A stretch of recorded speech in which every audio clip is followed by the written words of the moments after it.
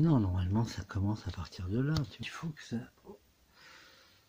Bon, normalement ça devrait marcher. Alors bonjour, je vous présente Pierre-Jean, qui est Bonjour. politiste, économiste, qui aussi enseigne la comptabilité. Et justement, on était en train de parler de ça. Et Pierre expliquait que la comptabilité, en fait, a créé le capitalisme parce qu'elle a permis, justement, de quoi faire, de mieux rationaliser les flux. Oui, c'est-à-dire Hein. que donc c'est la C'est un phrase. peu pour civiliser, enfin, pour donner une bonne image. Le capitalisme est traité de tous les mots, hein, depuis longtemps. Oui, dans une optique marxiste, il y a une vision critique du capitalisme. Ouais. Les marxistes disent que ça n'est pas une vision moralisatrice du capitalisme. Euh, on peut critiquer ce point de vue marxiste et dire qu'en réalité, dans le marxisme, il y a une critique un peu morale du capitalisme, même si Marx prétend avoir fait une étude scientifique du capitalisme. Oui, Mais parce que Marx, il s'appuie plutôt sur l'idée que le bénéfice, il vient avant la vente de la production. C'est oui, parce qu'on ne paye pas assez comme il faut les travailleurs que le bénéfice se fait, et non pas dans la vente elle-même. oui, ce que C'est ça son idée. ce que Marx dit, c'est que le capitalisme, c'est une formidable machine de création de richesse, de plus-value, comme il dit, comme on dit dans le marxisme, mais que la création de cette richesse gît dans le processus de production lui-même, Oui. avant l'échange de la marchandise.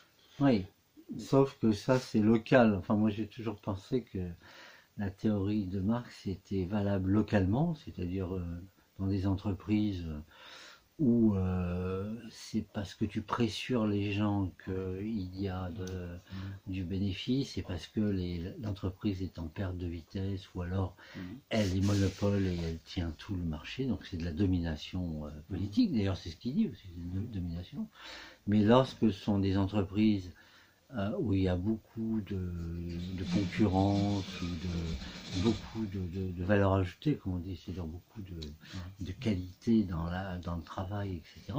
C'est plutôt la vente que le bénéfice se fait. Puisque les ouvriers qualifiés, si on ne les paye pas assez bien, ils s'en vont. Ils s'en vont dans la concurrence. Oui. Donc ça veut dire que Marx, c'est pas une théorie générale en fin de compte du capitalisme, c'est juste une théorie locale des effets pervers du capitalisme. Je nuancerais, je sais pas ce que tu en penses. Ce que je pense, c'est que il ne faut pas présenter. C'est venu après, au XXe siècle, la fameuse théorie du capitalisme monopoliste d'État. Mais je crois que chez Marx, Marx est un penseur de la concurrence.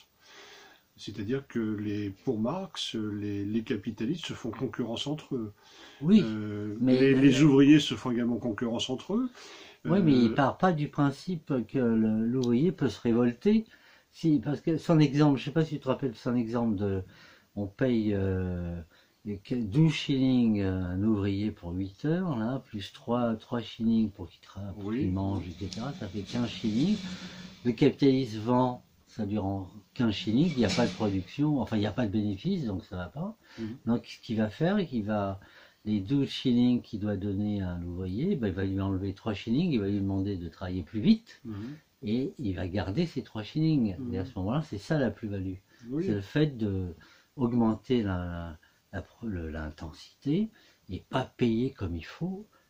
Mais à ce moment-là, l'ouvrier devrait se révolter.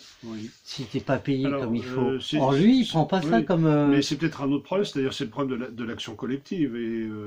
Oui, c'est ça, c'est la loi d'airain, le chômage, et puis la domination qui fait que si t'es tout seul, tu veux pas. Marx dans le donc c'est les conditions de domination. Marx dans le Capital ne pense pas la possibilité pour les prolétaires d'avoir une action collective.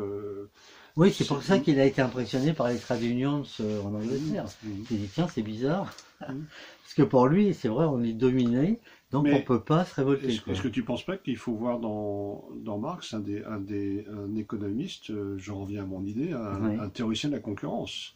Les capitalistes se font concurrence entre eux, les ouvriers se font concurrence entre eux. Le taux de salaire par Darwin. Hein, le taux de salaire est déterminé par le marché.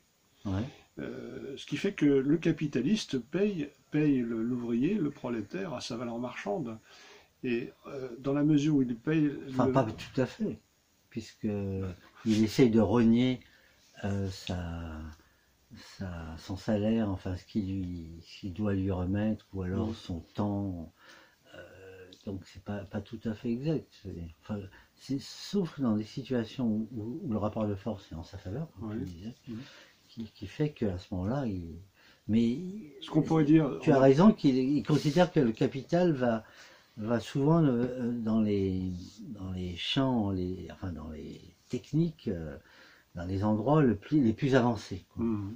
Mais en même temps, par exemple, sa théorie de la baisse du taux de profit était fausse, quoi. Il disait que plus il y aura des machines, moins il y aurait de bénéfices, parce que c'est l'ouvrier qui oui, c'est faux. C'est ce qu'on disait au départ, c'est que la création de valeur gît dans le processus de production et gît dans le déploiement par les prolétaires de leur force de travail. Et effectivement. Alors maintenant, aujourd'hui, justement, on parle de financiarisation, de certains, les marxistes d'avant, maintenant, parlent de néolibéralisme. Je trouve que ce sont des termes assez critiquables. Oui, je convergerai avec toi, parce que la condamnation, il y a une sorte de... Pardon.